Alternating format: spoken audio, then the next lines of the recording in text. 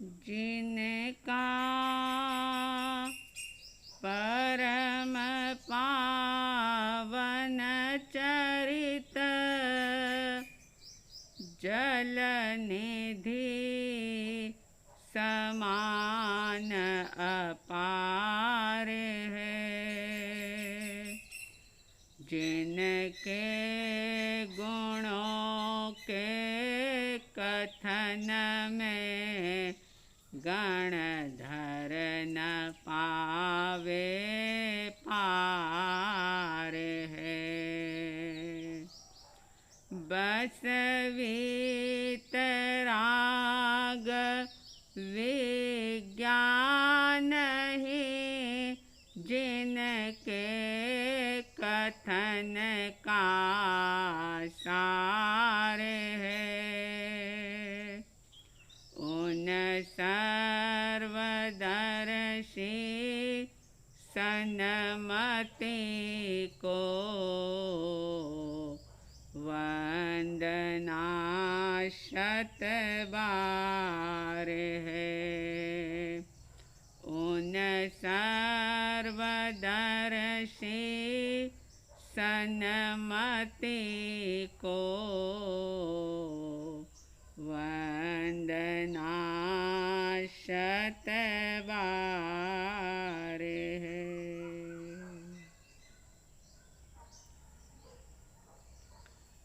श्रद्धालु जिज्ञासु श्रोताओं,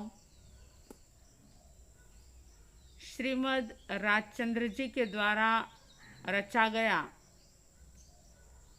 ऐसा आत्मसिद्धि शास्त्र का स्वाध्याय चल रहा है। ये आत्मसिद्धि शास्त्र जो हमें स्वयं की पहचान करा करके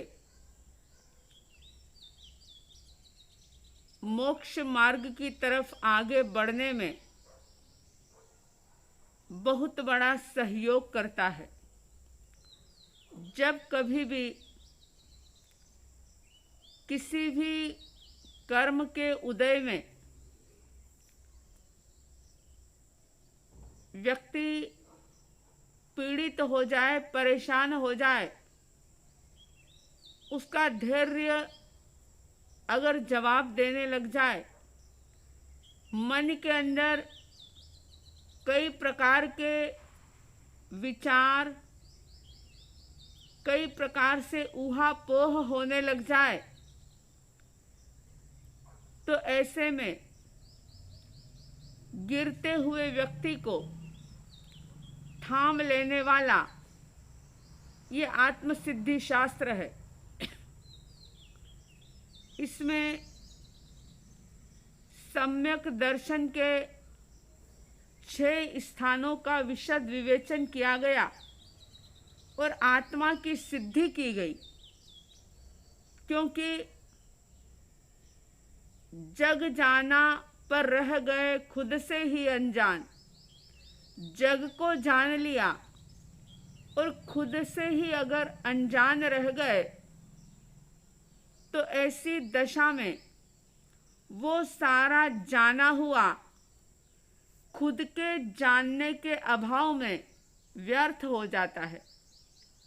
और एक सिर्फ स्वयं को जान लिया, आत्मा को जान लिया, तो फिर वह व्यक्ति चाहे बाहर का कुछ जान पाए या ना जान पाए, समझ पाए या ना समझ पाए, मगर जिसने स्व को जाना, अपने आप को जाना, उस पर दृढ़ आस्था और श्रद्धा की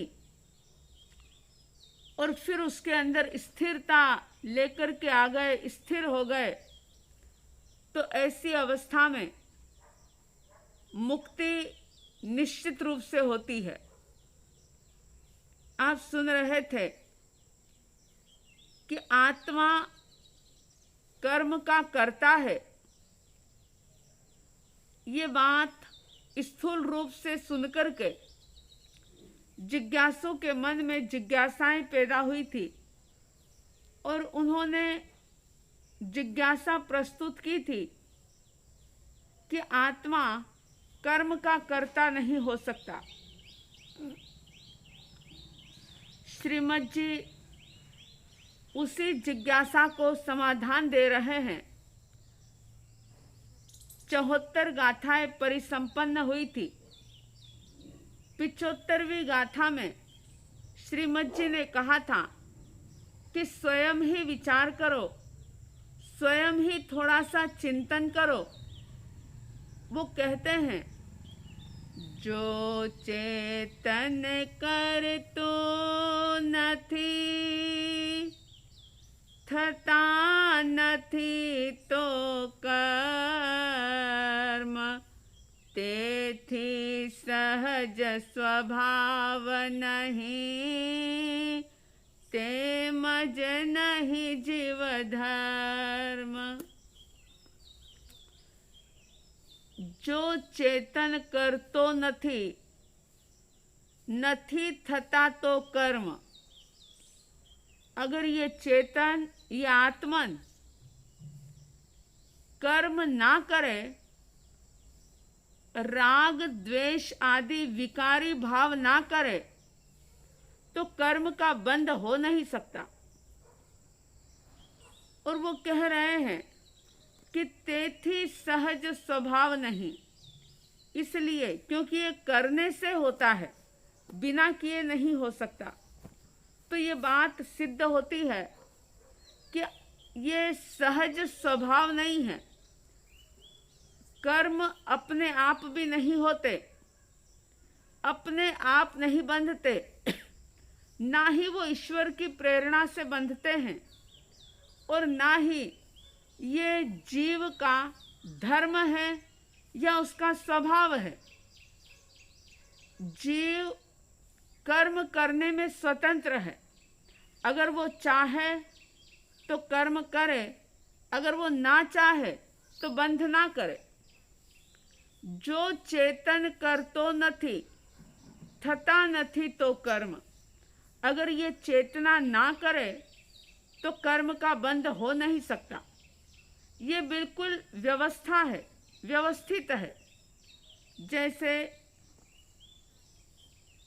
मैग्नेट लोहे को अपनी तरफ आकर्षित करता है। अगर मैग्नेट में आकर्षित करने का पावर ना हो, खींचने की ताकत ना हो, और लोहे में खिंचाने की ताकत ना हो, तो मैग्नेट उसको खींच नहीं सकता।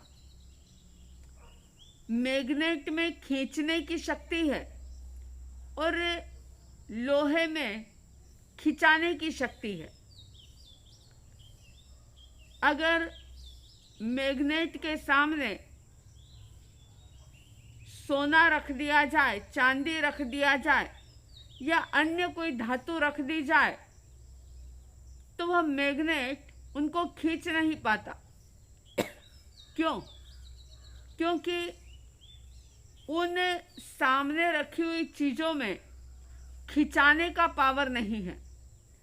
अगर खींचने की ताकत हो और खिंचाने का भी गुण हो, खिंचाने का भी उसके अंदर ताकत हो, शक्ति हो, तो ही वह खिंचा पाता है। ठीक इसी प्रकार से आत्मा, जो कि एक मैग्नेट की तरह है, और ये पावर सिर्फ और सिर्फ जीव में ही है।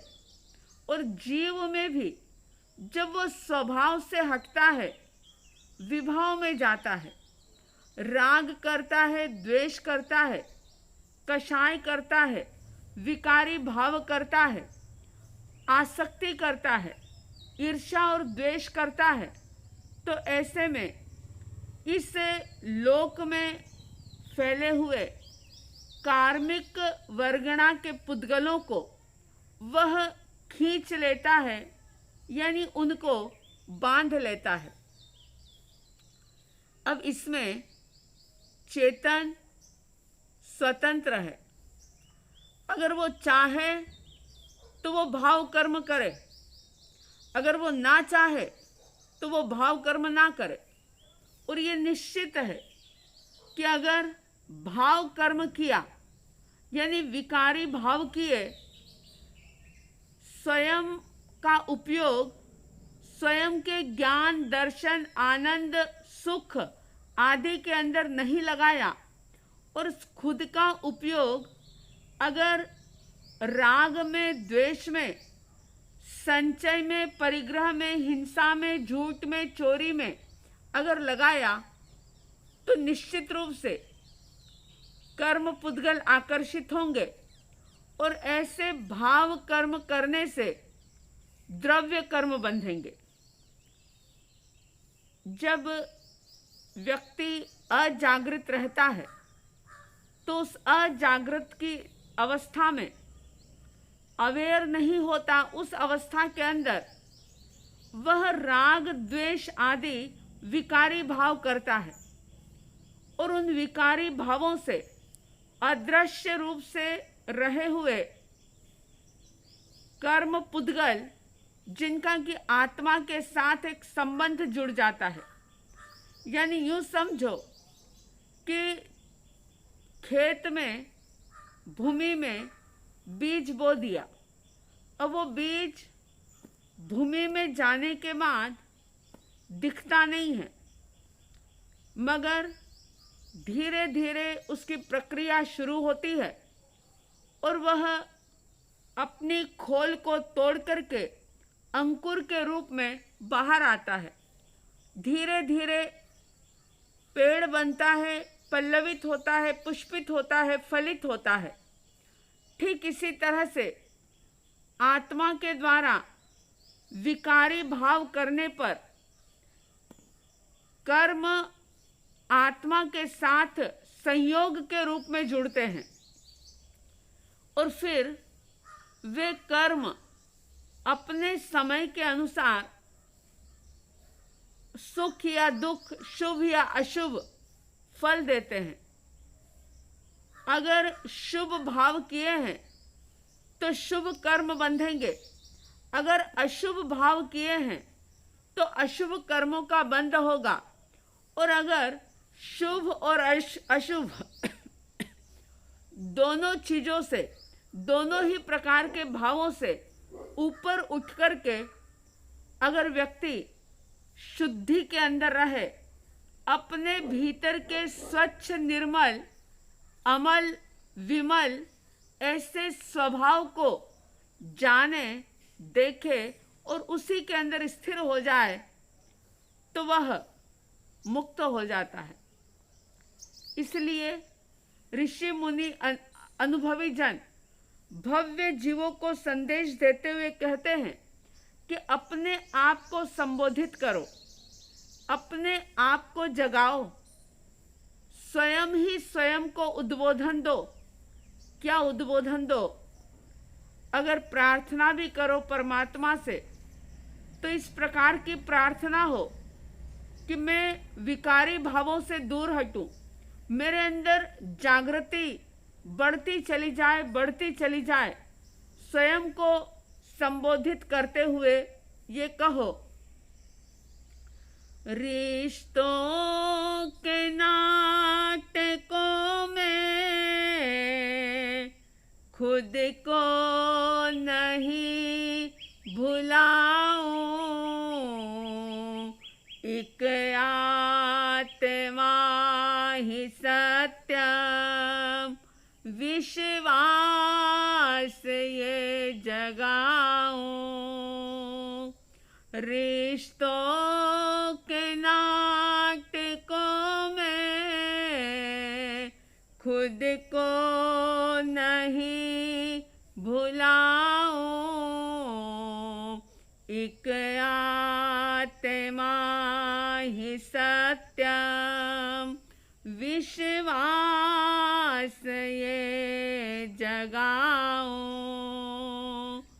छूटे ये राग बंधन, भव दुख से मैं हारा,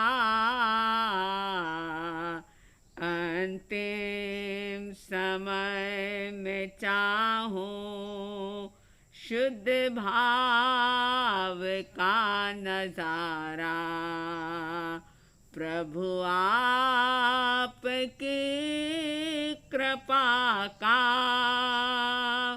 मिलता रहे सहारा।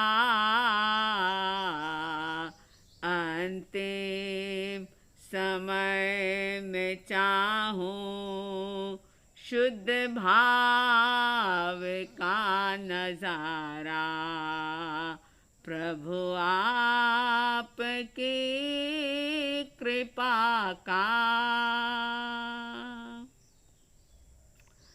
अगर आप किसी भी रूप में परमात्मा का स्मरण कर रहे हैं, अगर भक्ति या पूजा पाठ कर रहे हैं, कोई जाप कर रहे हैं, प्रभु की स्तुति कर रहे हैं, तो उस स्तुति के अंदर ये भौतिक पदार्थों की डिमांड मत करिए, बल्कि अपनी उस भक्ति में परमात्मा से वो मांगो कि जिसको पाकर के परमात्मा अनादि अनंत काल तक, अनादि निधन अनंत काल तक जो शाश्वत आनंद को जिन्होंने प्रकट कर लिया, जिनका अनंत सुख कभी भी खत्म नहीं हो सकता। बड़ा अफसोस होता है जब ये देखा जाता है कि लोग करने को धर्म साधना भी करते हैं, पूजा पाठ भक्ति दान सब कुछ करते हैं, लेकिन स्व से अलग हटकर के करते हैं। स्व को उसके साथ जोड़ते नहीं, बल्कि इतना राग द्वेष विकारी भाव बढ़ा लेते हैं कि भौतिक वस्तुओं के अंदर ही उनको सब कुछ नजर आता है। कोई व्यक्ति सोचता है कि बहुत पैसा मिल जाए तो मैं सुखी हो जाऊं। कोई विचार करता है कि बहुत यश नाम कीर्ति मिल जाए तो मैं सुखी हो जाऊं। अलग अलग प्रकार से व्यक्ति भौतिक पदार्थों को प्राप्त करते हुए उनमें सुख को ढूंढता है, लेकिन एक बात याद रखो, जिन भौतिक वस्तुओं में, जिन पुद्गलों में सुख है ही नहीं, उनसे भला वो मिलेगा कैसे? जो चीज जहां है ही नहीं और वहां अगर कोई उसे कितना भी खोजता रहे, ढूंढता रहे, तो भला वो मिलेगी कैसे? चिंतन करो, विचार करो। अगर आपको कोई पेड़ा खाने के लिए दे और पूछे कि क्या ये खारा है, आप हंसोगे, आप कहोगे कि भाई ये पेड़ा या कलाकंद या गुलाब जामुन खारा कैसे हो सकता है, तीखा कैसे हो सकता है, ये तो मीठा है। अगर कोई कहे कि इसके अंदर खारापन ढूंढो, तीखापन ढूंढो, अरे जो चीज जिसके अंदर है ही नहीं, भला वो उसमें मिलेगी कैसे? तो ये प्रभु की वाणी जो शाश्वत सत्य है, और वे कहती है कि पुद्गल के अंदर सुख नहीं है, इसलिए इसके अंदर सुख को खोजो मत, बल्कि हमेशा सजग रहो, सावधान रहो, अवेयर रहो कि मेरे कोई भावधारा से, यानी मेरे अपने विकारी भावों से मैं कर्मों का बंधन ना करूं। क्योंकि श्रीमद जी कह रहे हैं, जो चेतन कर तो नथी, थता नथी जो कर्म। ये स्वतंत्रता है आपकी, हमारी हर जीव की स्वतंत्रता है कि जीव चाहे तो कर्म करे, शुभ अशुभ कर्मों का बंधन करे। अगर वो ना चाहे तो कोई जबरदस्ती कर्मों का बंधन उसका करा नहीं सकता। अज्ञानता ये होती है कि बंधन व्यक्ति अपने ही राग द्वेष विकारी भावों से करता है, यानी भाव कर्म से द्रव्य कर्म का बंधन करता है 8 कर्मों के रूप में, और वे ही द्रव्य कर्म जब उदय में आते हैं तो फिर जो भी संयोग मिलता है उनके अंदर परिवर्तन करने का पुरुषार्थ करता है कि ये अच्छा नहीं है, ये अच्छा है, ये छूट जाए, ये रह जाए, ये मिल जाए, ये चला जाए, ये ऐसा हो जाए, ये वैसा हो जाए।